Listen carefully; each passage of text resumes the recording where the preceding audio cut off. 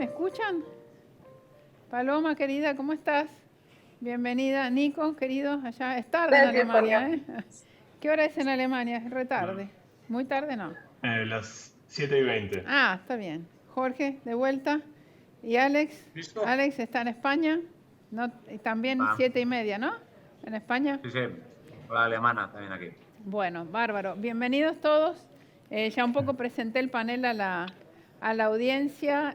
Paloma es argentina, trabaja en WhatsApp. Espera que leo tu cargo, Paloma, que tengo que ponerme los lentes.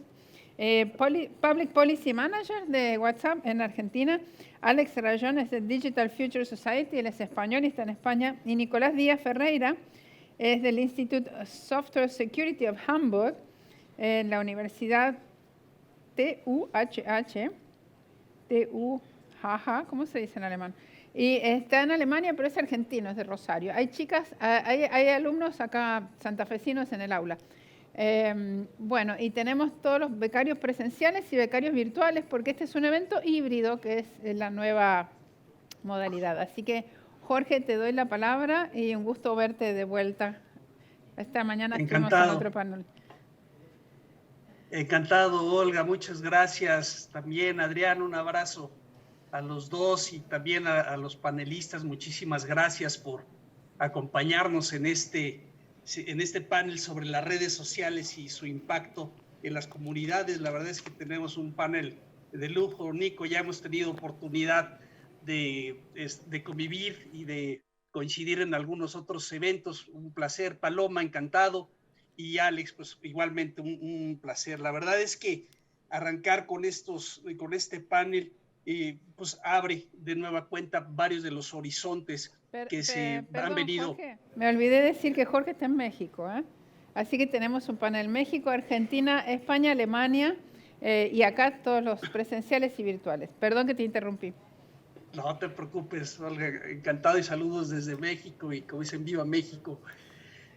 Bueno, pues la verdad es que es impresionante cómo se han venido tejiendo los cambios tecnológicos. Varios de ellos han sido realmente impensables. Ya platicaba Vincerf acerca de este Internet planetario que hoy por hoy pues está dibujando en nuestra realidad. También en su momento nos platicaba precisamente Marco Allende respecto de la realidad de la red de blockchain, la red de blockchain más grande a nivel mundial y que ya está prácticamente operando. Veíamos igualmente el universo de gobierno digital que disruptivamente ha venido incorporando, en este caso Estonia, respecto de los distintos servicios a través de los canales digitales, donde prácticamente están buscando la desaparición del gobierno, más que la desaparición del gobierno, una gestión del gobierno inteligente que permita una interacción mucho más fluida de los ciudadanos digitales con respecto no solamente al sector público, sino al sector privado. Entonces, la incorporación de las redes sociales en cuanto a la gestión gubernamental, en cuanto a nuestra interacción del día a día, pues ha tenido un impacto impresionante. Y dentro de los retos que estamos ahora enfrentando, tenemos precisamente el de la fragmentación. Y en la fragmentación, pues no solamente normativa, ejemplos como la normativa europea, la ley de mercados digitales y la ley de servicios digitales van marcando nuevos estándares. Y en este sentido, me parece muy importante y relevante pues tener de primera mano este panel, el cual vamos a abordar algunos de los puntos donde estaremos presenciando, estaremos teniendo testimonio de algunos de los principales actores en respecto de cuál está siendo realmente el impacto de las redes sociales en la sociedad. Y en este sentido, quisiera empezar cortesía latinoamericana. Paloma, primero las damas, si tú no tuvieras inconveniente, nos encantaría escucharte. Sé que tienes por aquí una presentación, si la pudieras por favor proyectar, compartir para que lleves tú, en este caso si es posible, la cadencia y el ritmo de tu presentación, y de ser el caso, pues encantado de recibirte y pues adelante, Paloma, todo tuyo, el piso y el aula. Adelante, por favor, Paloma. Buenísimo, primero que todo, gracias Jorge y qué gusto compartir este panel con los colegas y muchas gracias ahí también a Olga, Adriana, por la participación, por la invitación a participar aquí.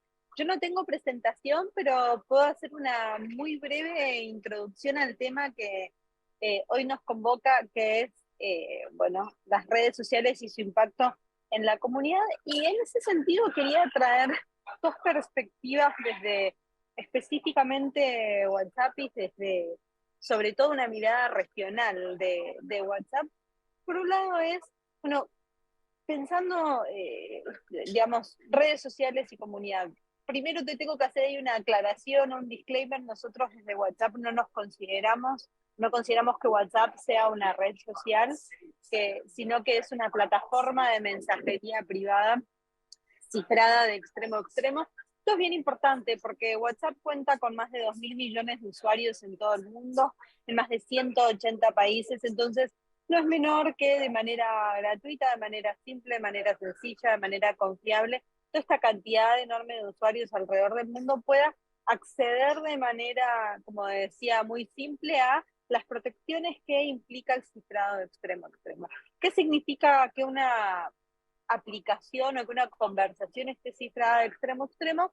Eso significa básicamente que ninguna tercera persona o ninguna persona que no forma parte de esa conversación pueda acceder al contenido de la misma. Por ejemplo, si yo le estoy enviando un mensaje en WhatsApp a Jorge o estamos teniendo una llamada de audio o video, ese contenido está protegido por un candado criptográfico que nadie más va a tener la llave para abrir que no sea Jorge. Lo mismo sucede en una conversación grupal, ya sea escrita o de llamada o videollamada. Las únicas personas que van a tener el candado criptográfico especial para abrir el contenido protegido por mi candado criptográfico son las personas que integran este grupo o esa conversación. Entonces, y un agregado adicional, WhatsApp no está diseñado para hacer crecer audiencias.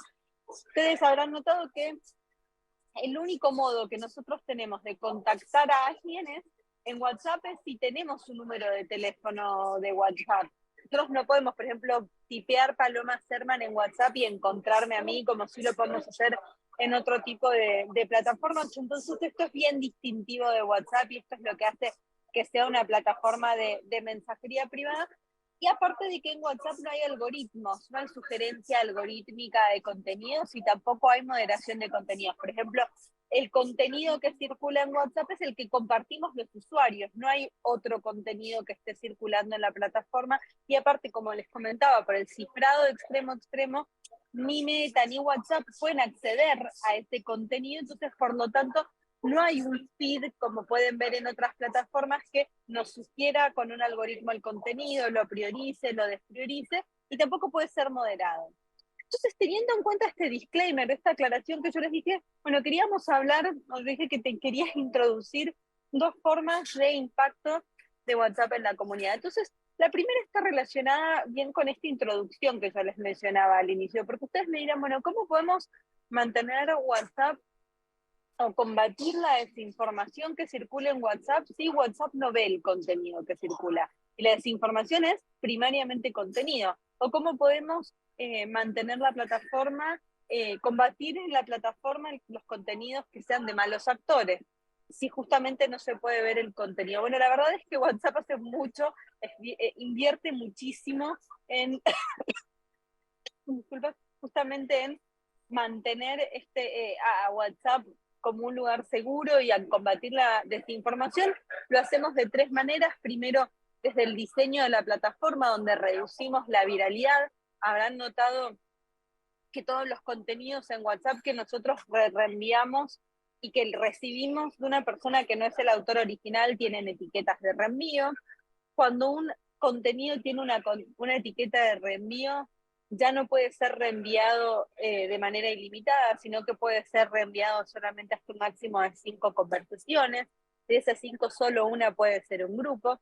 Esta restricción hizo que a nivel global se restringe un 25% la cantidad de reenvíos, y los mensajes de doble flecha, que son los que se alejaron 5 veces o más de su autor original, se pueden reenviar solo a un chat por vez, y esto hizo que a nivel global la cantidad de mensajes reenviados que circulan en la plataforma se reduzca en un 70%. Todas estas restricciones, para que se den una idea, equivalen a que circulan 1.000 millones menos de mensajes por día en el mundo que podrían ser potencialmente dañinos o contenido viralizado en la plataforma.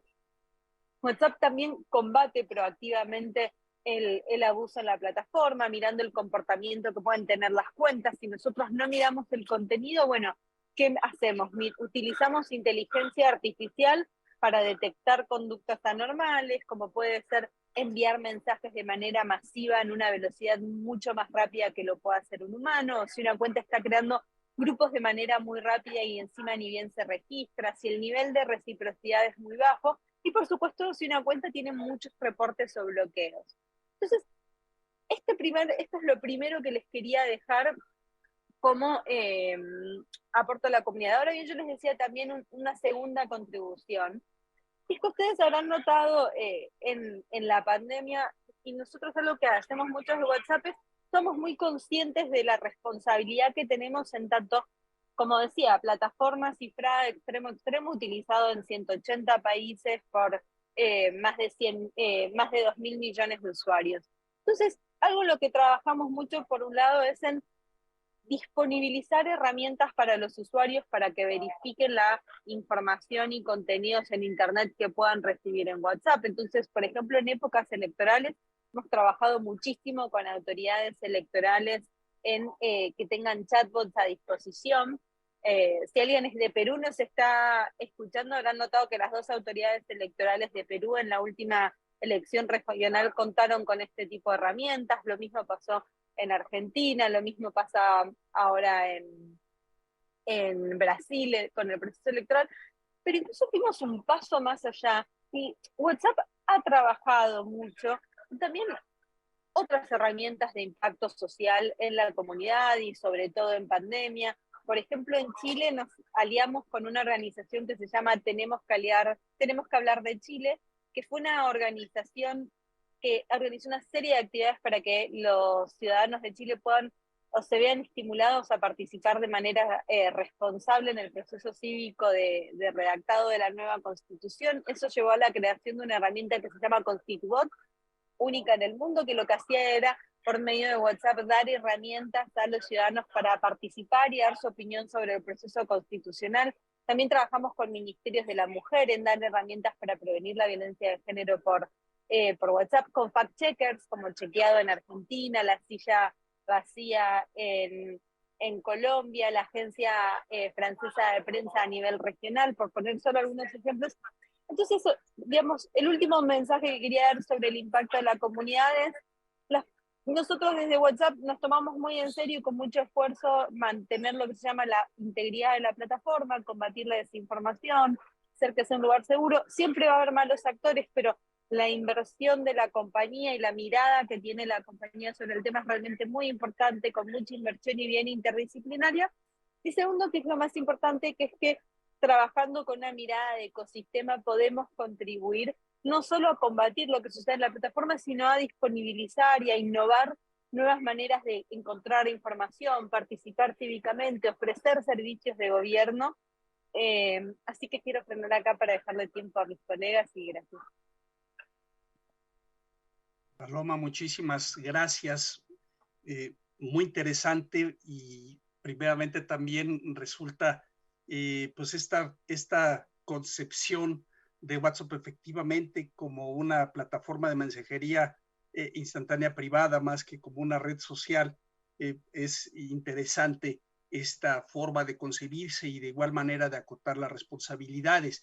Quisiera dar paso, Alex Rayón, si nos pudieras por favor igualmente compartir tu experiencia, tu aporte desde la perspectiva, en este caso de la Unión Europea, en particular de tu organización. Pues adelante y pues todo oídos y encantados. Pues muchas gracias, Jorge. Un gusto sumarme y buenas tardes a todos nuestros amigos y compañeros allá en América y gracias. Me sumo a los agradecimientos por la invitación. Bueno, seguramente es necesario que haga un par de avisos antes de empezar la exposición. Lo primero es que soy una persona con ciertos principios en cuanto a cómo veo Internet, por lo tanto voy a introducirlos antes de nada. He trabajado mucho tiempo y sigo trabajando para el Gobierno de España en un reglamento que hemos elaborado para las plataformas de la comunicación y, por lo tanto, bueno, pues encontrarán en Internet muchas cosas que hemos publicado estos años. Y uno de los principios que son importantes es que para mí Internet, luego la llevaré a las redes sociales, no debiera concentrar en nodos centrales mucho poder, ¿vale? Y esto creo que es importante para que esta mesa tenga ciertos puntos de vista heterogéneos que siempre son buenos para enriquecer el debate. Eso me lleva a pensar que, bueno, de alguna manera subyacente, ya habéis dicho anteriormente que pues, un país pequeño, que es Estonia, y muy homogéneo, por lo tanto hay que también introducir esos elementos. España es un país más grande y bastante más heterogéneo. Es verdad que ha construido pues, unos servicios digitales sobre una estructura descentralizada, pero, claro, eso llevarlo a gran escala es bastante más complicado. Y, por lo tanto, entender que Internet ahora mismo pues tiene unos nodos centrales que gobiernan las comunicaciones, no lo voy a llevar solo a las redes sociales, también no olvidemos un poco el papel de los gobiernos. Al final, Internet son un conjunto de cables por los que circulan unos y ceros y, por lo tanto, si alguien tiene poder sobre esos cables, evidentemente siempre va a poder tomar decisiones arbitrarias, discrecionales o políticas. Eso es lo que yo cuestiono. Si entendemos que la gran red de comunicación del mundo debe estar en poder de unos cables, con un poder central, hay países, sobre todo islas, donde literalmente entran 3 cables, por lo tanto, si corto esos cables, se acaba la comunicación. Yo eso lo cuestiono. Y segundo, si una vez que está el dato dentro de un país, tiene que haber unas plataformas de Internet, que son esas capas de servicio que se construyen sobre la capa física. Y no, repito, que no lo quiero centrar solo en las redes sociales, que tengan que tomar decisiones sobre lo que nos comunicamos. Para mí las comunicaciones digitales son activos públicos y como tal es lo que hemos defendido insistentemente. No somos los únicos, ni España es el único, ni la Unión Europea es la única que va a hacer estas cosas. Y por lo tanto, como activo público, en ese punto es donde introduzco el siguiente elemento que quería trasladar, que es, en Internet tendemos a confundir con mucha frecuencia la diferencia entre moderación y censura, que es para mí también en lo que se equivoca bastante Elon Musk con la operación en Twitter, sobre todo al principio, cuando él trasladaba que, bueno, que quería arreglar un poco para que todo el mundo fuera libre hablando. Yo no conozco ninguna plataforma donde haya comunicaciones digitales donde no sea necesario la moderación. Es imposible, eso tiende al caos, básicamente porque el Homo sapiens es así. Somos una especie como somos, tendemos a discutir, tendemos a ser caóticos y por lo tanto la moderación es necesaria. Pero tendemos a confundir, repito, la necesidad de moderar, la necesidad de gobernar una comunicación con unos principios y unas reglas a censurar, que no es lo mismo. Y por lo tanto, yo lo que creo, y bueno, pues Paloma lo ha explicado muy bien, ¿no? En esas comunicaciones donde hay ciertas reglas que, bueno, moderan, introducen ciertas políticas, eso es lo que creo que es necesario, pero lo que no sé es si eso tiene que estar en un nodo central. Ese es mi gran punto, ¿no? Y si no debiera haber una capa superior que no sean empresas privadas, sino que sean empresas no necesariamente con intereses en una cuenta de resultados las que moderen eso. Por otro lado, sabiendo que para mí estas comunicaciones debieran ser de interés público y por lo tanto no necesariamente gobernadas por esos nodos centrales con una cuenta de resultados privada, el siguiente punto es entender que como primera generación que aprovechamos este todavía no activo público, que es las comunicaciones digitales, si no estamos siendo muy exigentes a cómo debieran funcionar. Yo no conozco ninguna tecnología tan disruptiva como ha sido Internet, que la primera generación que la ha utilizado la ha moderado. Si nos fijamos en la historia, hay decenas de libros, y si miráis un poco en mi página vais a encontrar que, no sé, la electricidad, que es la última quizás tecnología de propósito general que produjo disrupciones tan relevantes como las que ha traído Internet, hasta pasados 30, 50 años, es decir, segunda, casi tercera generación, no se empezó a entender todo lo que era la electricidad. Por lo tanto, yo creo que somos muy exigentes con entender cómo tiene que ser hoy Internet. Yo suelo invitar un poco a la paciencia, para desgracia, pero las tecnologías disruptivas son así. Ahí tenemos también la energía nuclear, otra tecnología que no se dominó y no se entendió también su impacto, y discúlpenme la frivolidad, hasta la segunda o tercera generación, tardamos en entenderlo. Y en este sentido, y por ir terminando, porque prefiero abrir un poco esto a un espacio de diálogo y de debate, hablamos de redes sociales, pero me van a disculpar que para mí ya se han convertido en redes de entretenimiento. Una red social, matemática y algebraicamente hablando, esto es de lo que doy clase, es un espacio donde las personas se relacionan, debaten y tal. Cuando nació Facebook en el año 2005 hay un paper muy famoso donde se modelizaba eso como un grafo, donde interaccionaban personas y se creaban comunidades, ¿no? Bueno, todo eso estaba muy bien, pero para mí hoy en día ya, y la evolución de la propia algoritmia que intermedia los contenidos publicados, hablo de las redes sociales con un interés publicitario, evidentemente, al final lo que hacen es priorizar lo que entretiene y poco más. Lógicamente estoy hablando de las redes sociales, todavía llamadas así, repito, con un interés publicitario. Por lo tanto, hablar de redes sociales, no sé, yo repito que creo que deberíamos estar hablando de redes de entretenimiento. El paradigma es TikTok, la sociedad se está tiktokizando. O sea, yo cuando veo que los medios deportivos que hay en España, seguidos por toda América Latina, te ponen ya las stories y te ponen carruseles sin fin para mostrarte las noticias, no sé, yo cuestiono si eso es una red social. Yo creo que, repito, que eso son redes de entretenimiento donde lo que interesa es entretener a la gente. No necesariamente que la gente interactúe, dialogue y se comunique. Y por lo tanto, la siguiente pregunta que nos debiéramos hacer es, en este espacio, pues, ¿qué somos, no? ¿Qué somos las personas?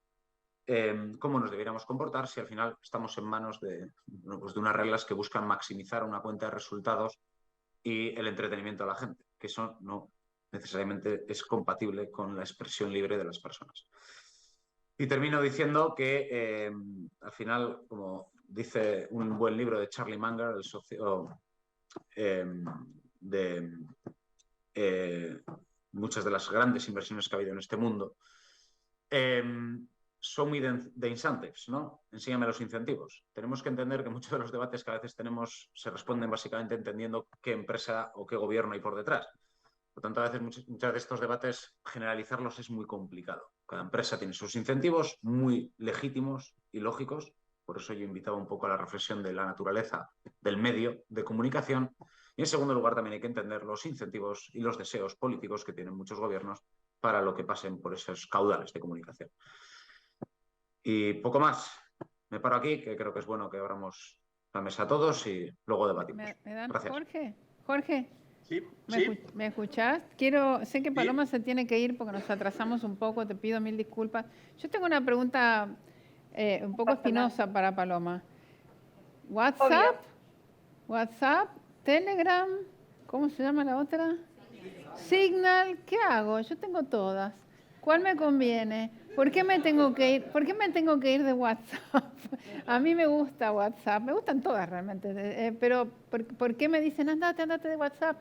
No, ahora me sacaron de unos grupos de WhatsApp y me mandaron a que la otra, ¿cómo se llama? Signal, que la tengo solamente para un grupo. ¿Es así? ¿Me tengo que asustar? ¿Me tengo que ir? ¿Me tengo que quedar? ¿Qué hago? Mira, es una cosa muy interesante. Olga, puedo decir dos cosas. Obviamente no voy a hablar de otras aplicaciones de mensajería, puedo hablar de la que trabajo.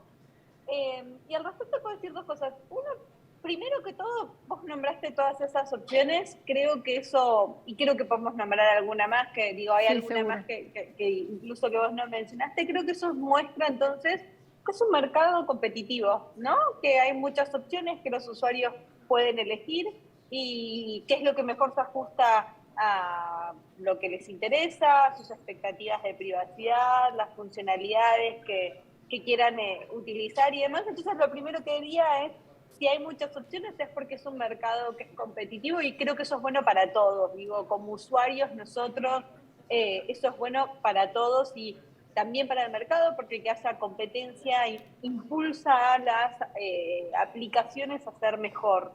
entonces, a ser mejores. Entonces creo que ese es un primer comentario que puedo hacer. Lo segundo que puedo decir es que justamente como hay muchas opciones, es importante poder elegir sobre la base de información acertada. Creo que hay muchos prejuicios sobre qué es más seguro, qué no es más seguro, qué es más privado, qué no es más privado. Lo que yo puedo decir es que WhatsApp funciona sobre la base de dos principios que creemos que son fundamentales y que, digamos, nos destacan sobre otras aplicaciones de mensajería. La primera es lo que mencionaba hace un rato, que es que WhatsApp está cifrado de extremo a extremo. No todas las aplicaciones pueden decir eso, eso no es, y es muy importante que los usuarios sepan esto. ¿Qué significa aparte que WhatsApp esté cifrado de extremo a extremo y que el cifrado sea en tránsito? Significa que WhatsApp, salvo algunas excepciones muy puntuales y específicas, WhatsApp no almacena el contenido de sus conversaciones en sus servidores. El contenido de las conversaciones de WhatsApp está almacenado exclusivamente en los dispositivos de los usuarios y si así lo hubiesen elegido los usuarios en sus copias de seguridad, sea de iCloud, sea de Google, pero no en los servidores de WhatsApp. Y ni WhatsApp ni Meta pueden ver el contenido de las conversaciones. No todas las aplicaciones de mensajería tienen el cifrado configurado por default. No todas las aplicaciones de mensajería privada ofrecen el cifrado de extremo a extremo en todos los tipos de conversaciones. Incluso si ofrecen alguna opción de cifrado, no todas lo ofrecen, como decía, en tránsito, diciendo que no se almacena en sus servidores. De hecho, WhatsApp utiliza el protocolo Signal de cifrado, que es el mismo protocolo que utiliza Signal. Ahora bien, WhatsApp invierte mucho en defender el cifrado y es lo que nos diferencia de otras aplicaciones, es que nosotros sí creemos que algunos datos son necesarios para mantener lo que yo mencionaba hace un ratito, la integridad de la plataforma, mantenerlo como un lugar seguro. Regulatoriamente alrededor del mundo hay presión contra el cifrado, puedo hablar de Reino Unido, puedo hablar de Estados Unidos, puedo hablar de Brasil, puedo hablar de Australia y Nueva Zelanda. Son todos lugares donde sobre la base de distintos temas, abuso infantil, combatir el terrorismo, combatir distintos malos usos en línea, se quiere poder debilitar el cifrado y por lo tanto que se pueda acceder al contenido de las conversaciones. WhatsApp, por supuesto, está en contra de eso y creemos que para poder mantener a WhatsApp como un lugar seguro en las plataformas de mensajería privadas como lugares seguros, cierta cantidad de datos son necesarias. WhatsApp no mira el contenido de las conversaciones, mira fotos de perfil, número de teléfono, la descripción que nos ponemos como usuarios o como grupos, y esa información es utilizada para combatir los malos usos. Entonces, otras aplicaciones que dicen que recolectan muchísimos datos, bueno, tienen que pensar si tienen también la capacidad para mantener esos lugares seguros y para poder combatir a los malos actores. Entonces, ese sería mi mensaje. Hay mucha competencia en el mercado, muchas opciones. Es bueno informarse bien a la hora de elegir. Esto es lo que nosotros presentamos para que los usuarios puedan hacer esa elección. Bueno, gracias, Paloma. No me fui de WhatsApp, para que sepas. Y tengo todas. Y me vuelvo loca porque me escriben por todas y Buenísimo. además por mail. Así que, bueno, gracias, te liberamos. Muchísimas gracias por tu participación y por el apoyo de la empresa a la escuela todos los años. Gracias. A ustedes por la invitación. Gracias, querida. Perdón, Jorge, que te interrumpí, pero bueno, tenía que hacerle esa pregunta a Paloma antes que se fuera. No te preocupes, Paloma, hasta luego, que te vaya muy bien. Bueno, pues sigamos entonces con la siguiente presentación, Nico, y esto a reserva, desde luego, de que continuemos con este tránsito filosófico que bien plantea Alex respecto precisamente de esta naturaleza de los medios de comunicación y también advirtiendo este fenómeno respecto de que las redes sociales realmente se han convertido en redes de entretenimiento y por otro lado que estamos hablando de fenómenos como la sociedad que se está tiktokizando. Entonces, vemos aquí claramente dentro de estos impactos, pues este reinado de la dopamina a partir precisamente de los estímulos emocionales que generan las redes sociales por la inmediatez y realmente la falta en ocasiones de meditación respecto precisamente de los impactos que pueden tener los contenidos que compartimos en las mismas por su inmediatez. Y en este sentido, Nicolás ha venido haciendo un trabajo extraordinario, nos compartió no solamente una presentación, sino un paper muy interesante del cual nos platicará con un poco más de detalle. Nico, como siempre, un placer recibirte y pues muy contento e interesado también de escucharte y aprender de lo que nos vas a compartir. Bueno, muchísimas gracias, Jorge, gracias, Olga y Adrián, por la invitación y por el espacio que siempre me han dado para compartir un poco de lo que yo y mi grupo venimos haciendo en temas de investigación con lo que respecta a redes sociales, privacidad, etc. Yo tengo una presentación, era yo el que tenía la presentación, Jorge, no Paloma. No sé si la puedo compartir, la comparto directamente por aquí o... ¿Sí? Adelante, compártela. Right. Mi A querido ver, Nico. veo cómo La tenemos de backup, si hace falta la tenemos de backup. Ok, no, Nico.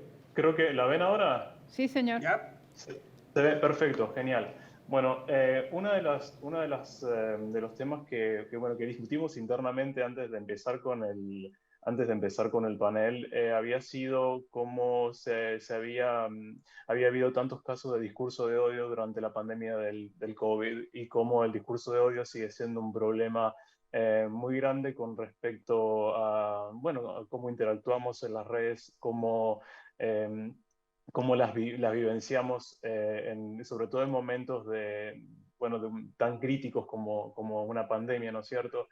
Yo quería, partir también de algunas definiciones para poder también elaborar un poco sobre el debate, ¿no es cierto?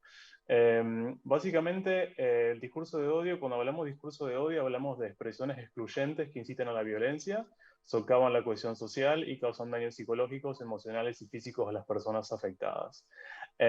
Uno de los elementos fundamentales del discurso de odio es la discriminación, sumada a estereotipos y a perjuicios.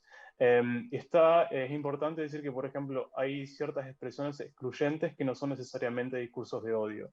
Si yo, por ejemplo, digo, Nicolás es feo, sí, tiene una componente un poco excluyente, pero no podemos decir que inciten a la violencia.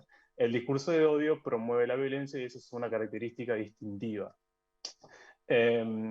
Hace poco salió un white paper de Naciones Unidas que creo que el título era Una pandemia de odio y sumarizaba todos los distintos casos de hate speech que habían ocurrido durante la pandemia, por ejemplo, el Stop Asian Hate o el movimiento antivacunas que trajo consigo mucho discurso de odio en las redes. Como bien decía Alex, sigue habiendo cierta fricción entre lo que es la moderación y la moderación de contenidos y la libertad de expresión.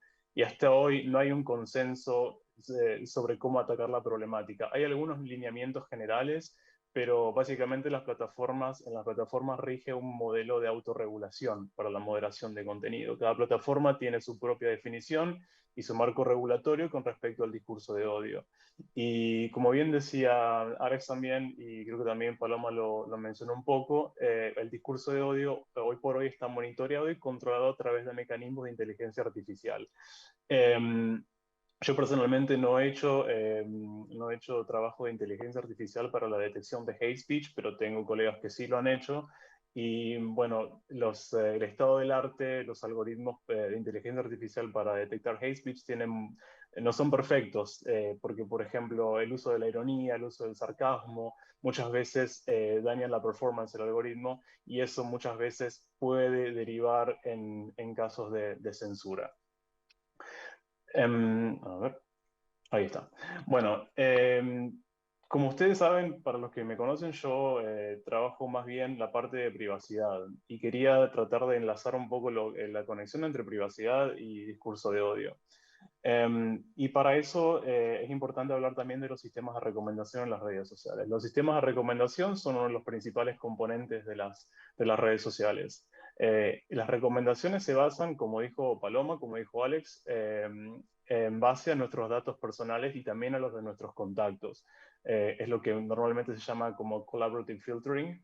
Muchas veces la recomendación no está solamente basada, por ejemplo, en nuestro historial de, no sé, de navegación, sino también en el historial de navegación, en los likes, en los comentarios de quienes están cerca de nosotros. Eso es el collaborative filtering. El problema que tienen los sistemas de recomendación, sobre todo con la recomendación automática de noticias y publicaciones, es que suelen derivar en burbujas informativas. Para los que no están familiarizados con el término burbujas informativas, son espacios virtuales que aíslan a los usuarios respecto a influencias externas y refuerzan lo que el individuo ya piensa. Entonces, en gran medida, la difusión de información falsa que pudiera promover en discurso de odio, por ejemplo, el movimiento antivacunas, etcétera, etcétera, es un problema de toma de decisiones y de toma de decisiones de qué hago yo con lo que me está recomendando el algoritmo. ¿Qué hago? ¿Comparto esta noticia? ¿No la comparto? ¿Le doy like? ¿La comento? Entonces, el rol de nosotros, de los usuarios en este proceso es muy importante. Bueno, por este logo amarillo que está acá al costado fue una campaña de Naciones Unidas que lo que trataba de fomentar es hacer una pausa antes de compartir cierto contenido. Hay que revisarlo, hay que ver si es veraz. Entonces, lo importante es también tener en cuenta que nosotros somos parte de este problema, pero también podemos ser parte de la solución. Y hay ciertas tecnologías que nos podrían ayudar, por ejemplo, a reflexionar un poco sobre las decisiones que hacemos en las redes. Las etiquetas nutricionales, yo lo comenté en la Escuela del Sur, creo que en México, por ejemplo, tengo colegas que trabajaron en una especie de etiqueta nutricional que dice, bueno, cuánto de discurso de odio tiene esta noticia, cuánto de esto, cuánto de aquello, para que podamos tener una idea de qué es lo que estamos compartiendo. Y después, el tema que yo le quería compartir, y que es lo que Jorge mencionó al principio en mi presentación, son los que se llaman nudges preventivos. Para los que no están familiarizados con el término de nudges o nudging, los nudges son impulsos, son pequeños cambios en lo que se llama la arquitectura de decisiones, básicamente el contexto en el cual se toman decisiones de un sistema con el objetivo de fomentar un comportamiento beneficioso. Y yo, con mi equipo, venimos trabajando el uso de nudges para la toma de decisiones de privacidad en las redes sociales. Y le quería compartir un artículo que lo publicamos hace poco. Lo publicamos en el Simposio Europeo de Usable Security. Tratamos de aplicar el concepto de nudging a compartir información en Instagram. Para eso hicimos una aplicación que básicamente tenía los mismos features, las mismas funcionalidades que Instagram, con la diferencia que cuando uno le daba a compartir, o sea, podíamos seleccionar fotos, podíamos seleccionar también texto, pero cuando le dábamos compartir, nos aparecía un pop-up, nos aparecía una intervención que nos decía, ¿estás listo para compartir? Y hicimos dos versiones de la aplicación. En una versión estaba solamente la leyenda listo para compartir, y en la otra versión había una descripción de un patrón de riesgo. Por ejemplo, en este ejemplo que está en el medio, dice, otros usuarios han tenido problemas en el trabajo al publicar una foto con desnudez. Y lo que hicimos fue evaluar esta aplicación, estas intervenciones, que lo que intentan hacer es tratar de promover un comportamiento más beneficioso en términos de privacidad con los usuarios, y ver cómo reaccionaban los usuarios a esta aplicación, a estas intervenciones. La corrimos durante 7 días y recolectamos distintas métricas que estaban relacionadas con la efectividad de estas intervenciones. Y bueno, en total juntamos algo así de 137 eventos, tuvimos alrededor de 22 participantes, y lo que podemos observar es que los participantes que recibieron las intervenciones con el patrón de riesgo compartieron menos información que los que no lo recibieron. Obviamente estamos hablando de un grupo pequeño, no tuvimos significancia estadística, pero tuvimos resultados que fueron bastante alentadores. O sea, la idea es obviamente correrlo en un grupo más grande. Pero uno de los motivos por los cuales hicimos este diseño de la aplicación fue porque cuando las personas interactúan en las plataformas, están sujetas a, ¿cómo podría decir?, a un comportamiento impulsivo, y fomentar un proceso reflectivo a la hora de compartir información es muy difícil. Sobre todo si tenemos en cuenta que el factor riesgo a la toma de decisiones en la vida cotidiana es muy importante y en las redes no está. Cuando nosotros entramos a las redes, todo es muy lindo, nos invitan a compartir los datos, pero no sabemos qué pasa. No sabemos ni a nivel horizontal, que es al nivel de, por ejemplo, riesgos que, no sé, puede ser respecto a la reputación, al bullying, al grooming, o a nivel vertical, que es lo que pueden llegar a ser otras empresas con nuestros datos. Entonces, lo que nos motivó a utilizar riesgo fue eso, tratar de promover un proceso más reflectivo a la hora de tomar decisiones. Y bueno, y este mismo concepto es transferible a los procesos de difusión de información falsa o también de hate speech. Bueno, eso es lo que les quería compartir. No quiero hablar más para que, bueno, tomar preguntas si así lo quieren. Pues listo, Nicolás, muchísimas gracias, muy ilustrativo este apunte y estas reflexiones que nos compartes. Y para proceder con las preguntas y respuestas, Olga, si pudieras igualmente, por favor, circular en este caso el micrófono con las preguntas que pudieran tener la audiencia presencial, y de igual forma también los participantes, los becarios vía remota, pues adelante y pues todo tuyo. Mientras llega el micrófono a la becaria, tenemos becarios acá presenciales y virtuales. Me quedé con lo que decía Alex sobre redes solamente de entretenimiento. Después quisiera, si nos podés dar un poco más de detalles, si no te parece que también son informativas o son solo de entretenimiento. Y también me quedé con esto de que dijo Nicolás, de evaluar el riesgo antes de, ¿no? Me pareció muy interesante la prueba que han hecho, y me quedo pensando si nos saliera ese cartelito antes de compartir algo en alguna red social, si la información circularía de la misma manera. Bueno, son reflexiones nomás, y acá tenemos una pregunta de una becaria. Si nos puedes dar el nombre y de dónde sos, así ellos te ven. Mi nombre es Lucía Camacho, soy de Colombia. Esta pregunta va dirigida a Nicolás. De hecho, es muy interesante los resultados que has presentado sobre la investigación.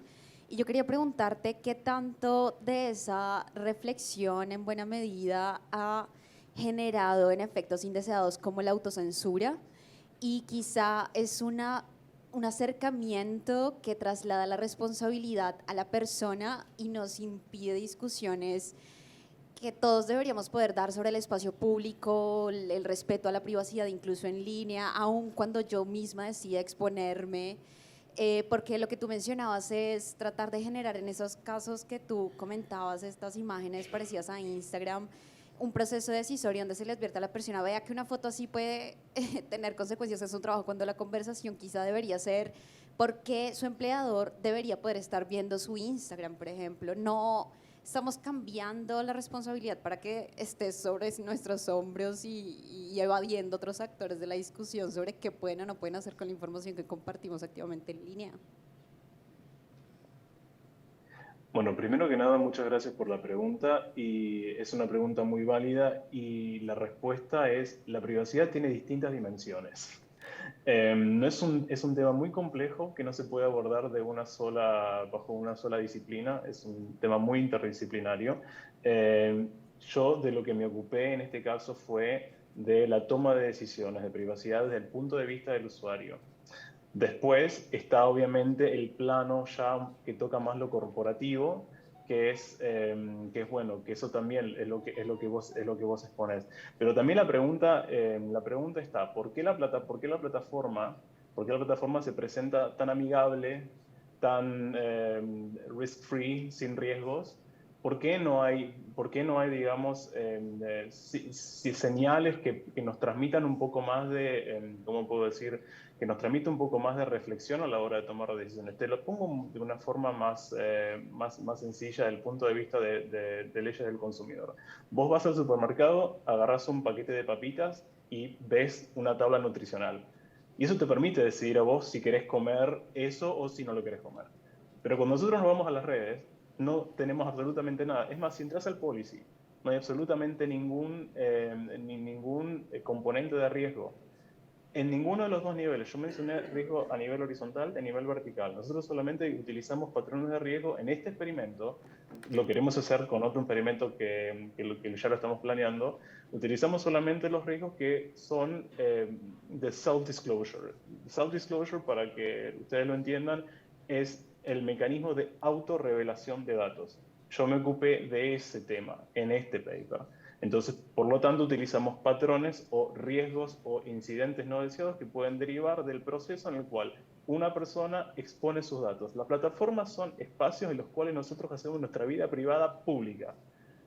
Y como tal, la plataforma debería darnos instrumentos para tomar decisiones más sabias, más informadas. Sin embargo, estamos librados a nuestra propia suerte.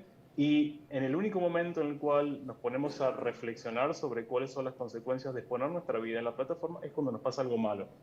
Nos pasó algo malo, el jefe vio la foto, o como en este ejemplo, entonces ahí es cuando se empiezan digamos, a generarse estos procesos más reflexivos y no tan impulsivos.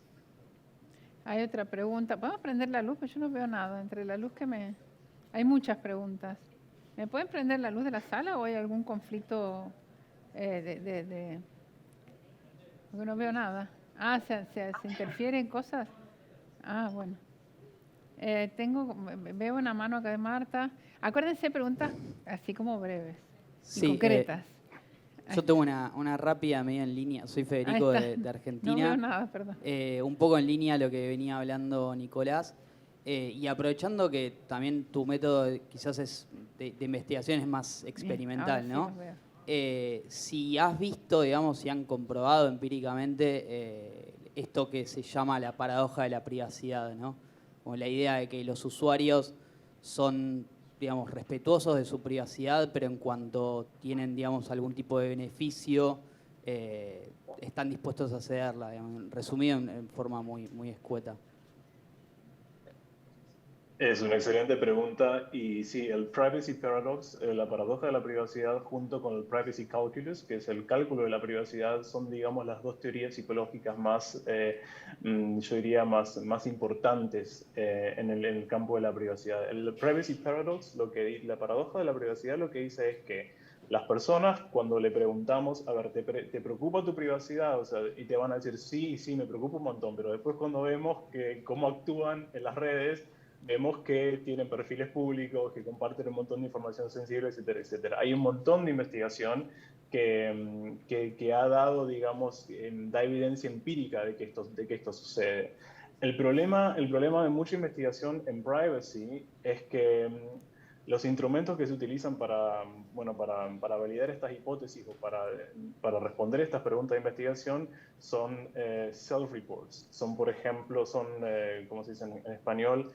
Son preguntas que es un cuestionario que vos le haces a las personas y ellos te dicen, ¿usted se ocupa de su privacidad? Ellos te van a decir sí, pero eso no se condice, digamos, con el comportamiento real.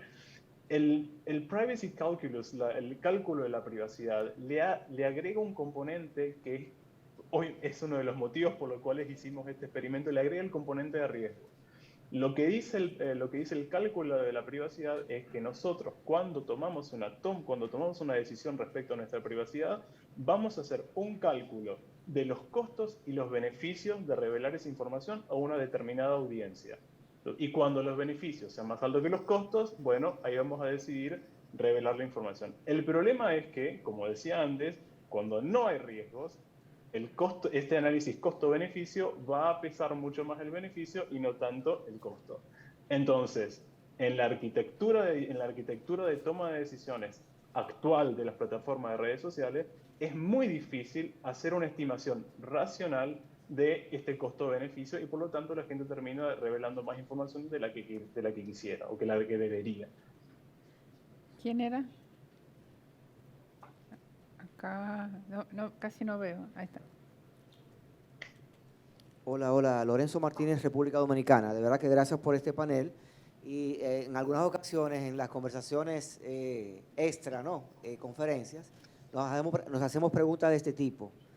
Y si bien han hablado de algoritmos de encriptación de punto a punto, nos preocupa el hecho de que todavía temas de suplantación de identidad no cuentan, por ejemplo, con una herramienta de un botón de pánico, o que de alguna manera grupos de personas que te conozcan puedan activar esa alarma para anular un potencial ataque, ¿no?, que se da basado en suplantación de identidad. ¿Cómo ustedes ven este tema y cómo lo han quizá encarado de una manera que desde la misma plataforma se cuente con esas herramientas? Muchas gracias. Esta pregunta tal vez la debería responder más Paloma, lamentablemente ya se fue, yo te puedo dar solamente bueno, no importa. mi Y había otras opinión. preguntas más. All right. Acá hay otra pregunta. Adelante. Perdón que no, con la luz no veo nada. Hola. Ahí está, Nicolás, ¿cómo estás? Yo soy Luz, argentina. Y me gustó mucho este concepto de la burbuja informativa. Y tengo una reflexión y una pregunta. La reflexión es, por el hecho ya de estar en una red social, está implícito el hecho de que estamos dentro de una burbuja. Y sobre todo informativamente, cuando uno pone likes o mira noticias, la red te va trayendo las mismas noticias o el mismo tipo de información. Ahora, eso depende 100% de los sistemas de recomendaciones de las redes. Deberíamos anular esos sistemas, esos algoritmos para poder abrirnos un poco más y evitar estas burbujas, porque yo considero que no son buenas y no sé qué opinás vos. Yo estoy de acuerdo con vos. Yo, por ejemplo, una de las cosas que más cuestiono a las plataformas es el sistema de recomendación de noticias. Porque el problema es que al no tener otro tipo de información, una mirada que sea tal vez antagónica a la que nosotros, a lo que ya tenemos incorporado, es muy difícil salir de la burbuja. Y lo que se da es, bueno, hay un montón de papers escritos sobre la espiral del silencio. Cuando uno va a emitir una opinión en un ámbito, ya sea en offline o online, lo que nosotros medimos es el clima de opinión. Medimos cuántas personas están alineadas con mi postura y cuántas no. Entonces, si hay más gente que está alineada con mi postura, bueno, yo voy a hablar y voy a decir, ok, yo opino esto. Pero si hay mucha más gente que opina lo contrario a mí, yo lo más probable es que no diga nada y y ese clima de opinión siga en esa dirección. Entonces, yo creo que es fundamental lo que vos remarcaste recién, ver de qué manera podemos hacer sistemas de recomendación de noticias que no generen estas burbujas informativas. En qué momento introducir información antagónica, cómo hacerlo. Hay mucha investigación sobre el tema, pero es un tema que no es sencillo para nada. Más preguntas. Ya Carlos está en el fondo con una pregunta. Sí, gracias. Gracias. Yo soy Carlos Chávez de Argentina y tenía un par de preguntas que sé que no van a ser fáciles, pero y tal vez quede abierta la pregunta. Estás en condiciones de no contestarla. En nuestro país se está hablando mucho del tema del discurso del odio y mi pregunta tiene que ver con eso, justamente si hay una base común para decir, establecer que una acción se constituye un discurso de odio o no. Y si hay, después, internacionalmente, qué acciones se toman contra eso. Y lo segundo es una reflexión. La autorrestricción o la censura se parece un poco a una restricción a la libertad de expresión. ¿Qué opinas vos de eso? ¿Cómo se encara este tema que es delicado? Gracias. No, por favor, gracias por la pregunta. Tu segunda, me parece que voy primero por tu segunda pregunta. Tu segunda pregunta creo que está relacionada con lo que hizo la primera chica que me preguntó si las intervenciones estas que nosotros hicimos con la aplicación puede llevar a una autocensura. Creo que es eso lo que acabas de decir.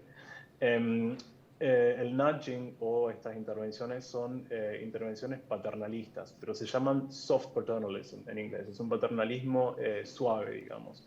En definitiva, la persona, el usuario, es quien toma la última decisión, si quiere, digamos, revelar sus datos o no. Lo importante es darle la posibilidad de que confronte con una situación que en este caso es de riesgo. Obviamente el framing o la forma en que se presenta un patrón de riesgo tiene una incidencia muy grande. No es lo mismo, por ejemplo, hacerlo de una manera autoritaria que hacerlo de una manera más consensual. O sea, hay muchos matices que se tienen que tener en cuenta. Personalmente, yo no creo que esto lleve a una autocensura. Sobre todo si consideramos que es un mecanismo paternalista, después, esa era el discurso de odio. Ajá. El discurso de odio en la Argentina, ¿qué se puede hacer?